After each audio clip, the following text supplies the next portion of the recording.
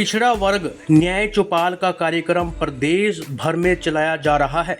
इसके लिए राष्ट्रीय अध्यक्ष पिछड़ा वर्ग कैप्टन अजय सिंह यादव आज वीरवार को पंचकुला में आ रहे हैं।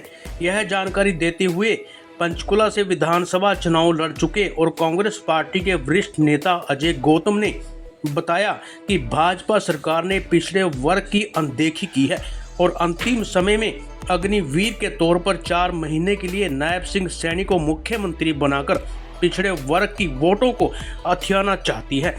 उन्होंने कहा कि आज प्रदेश में कानून व्यवस्था पूरी तरह से चरमरा गई है। प्रदेश में गुंडा राज कायम हो चुका है। आइए सुनते हैं उन्होंने और क्या कहा। मेन मुद्दा था ओबीसी सेल के captain Ajay Singh Yadav ji, national president of Congress यहाँ पर आ रहे हैं कल। तो एक न्याय चौपाल करके प्रोजेक्ट है, जनसंपर्क अभियान है जो कि हर एक ज़िले में चलाया गया है। तो उसमें अब पंचकुला की बारी आ गई है। हमारे भाई सुरेश बोला जी के नेतृत्व में ये प्रदेश कार्यकारिणी अध्यक्ष हैं ओबीसी सेल के, इनके देख रेख में यहाँ पर भी ये प्रोग्राम कल किया जाएगा 5 बजे। तो इसमें हमने ब्रीफ किया था कि सभी प्रेस के साथी भी इसमें आए हमारे साथ और कल उसको कवर करें, ये था। दूसरी बात थी, आज हरियाणा में लॉ एंड ऑर्डर इतना चरमरा गया है कि सरेआम गोलियां चल रही हैं। कल की एक घटना आपको भी पता ही होगा, क्राइम के एक एएसआई साहब थे, उनको गोली मार दी गई। इससे पहले करनाल में भी फायरिंग हुई है एजेंसी के ऊपर और हिसार में भी हुई है।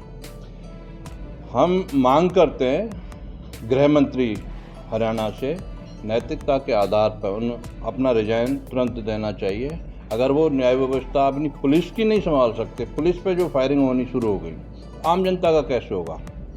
तो इसमें हम मांग करते हैं, कांग्रेस पार्टी मांग करती है कि गृह मंत्री जी को इस्तीफा देना चाहिए। दूसरी बात, पिछले 10 साल में खट्टर साहब को मुख्यमंत्री बना के रखा, ऐसा अब क्या हुआ कि ओबीसी सेल का मुख्यमंत्री बनाया गया, ओबीसी समाज से मुख्यमंत्री बनाया गया।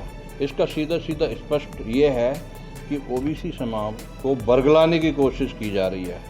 हमारे सैनी साहब तो यहाँ पहले से भी थे, सम्मान देना था, मुख्यमंत्री बनाता पहले भी बनाते, लेकिन इतने 4 महीने 6 महीने के लिए उन्होंने जो बनाया वो गलत किया है और समाज को बरगलाने की कोशिश की है। हम इसके लिए न्याय चौपाल के थ्रू जागरूक करेंगे ओबीसी समाज को और बाकी 36 बिरादरी को कि ये इनका समय पूरा हो गया है, अब इनकी जाने की बारी आ गई है और आप लोगों को ये लोग बरगला रहे हैं, तो इनकी बातों में नहीं आना है। ये 2-3 मुद्दे मेन थे। जो बेरोजगारी का मुद्दा, वो भी आपको पता ही है, पिछले 10 सालों से एक भी भर्ती नहीं की है भाजपा सरकार ने।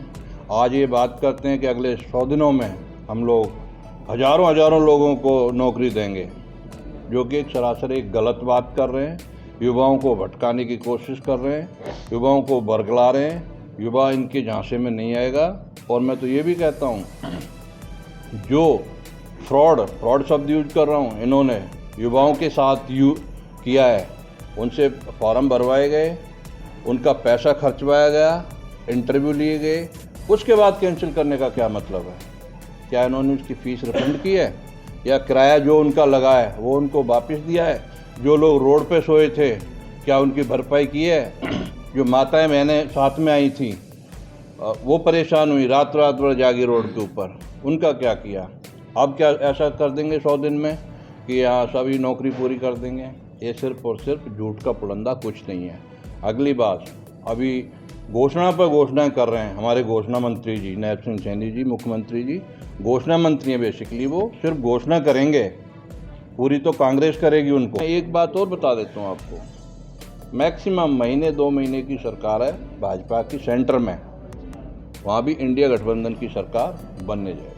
अभी हाल ही में आपने कांग्रेस पार्टी को ज्वाइन किया है, इन बातों से प्रभावित होकर ज्वाइन किया आपने? देखिए, देश हित में पार्टी काम करती है, 36 बिरादरी को साथ लेके चलती है। जाट नॉन जाट या हिंदू मुस्लिम का इसके साथ में कुछ नहीं है। भाजपा क्या करती है, हिंदू को मुसलमान से लड़ाने की कोशिश करती है, ईसाइयों को सिखों से लड़ाने की कोशिश करती है, जाट को नॉन जाट से। ये सब ड्रामेबाजी सिर्फ और सिर्फ भाजपा करती है। कांग्रेस पार्टी इन चीज़ों में बिल्कुल विश्वास नहीं करती। 36 बिरादरी को, सभी धर्मों को साथ लेकर चलती है। मेरे पत्रकार छायाकार बंधुओं का स्वागत है और कल 4 तारीख को पिछड़ा वर्ग सम्मेलन न्याय चौपाल का आयोजन हो रहा है। इस उपलक्ष्य में हमारे ओबीसी के राष्ट्रीय अध्यक्ष श्री कैप्टन अजय यादव जी आ रहे हैं और मैं समस्त पंचकुला वासियों को, हरियाणा वासियों को यह अपील करता हूं कि वह भारी से भारी संख्या में पंचकुला सेक्टर 1 गुरुकुल ऑडिटोरियम में पहुँचें और उनकी बात सुनें। जी।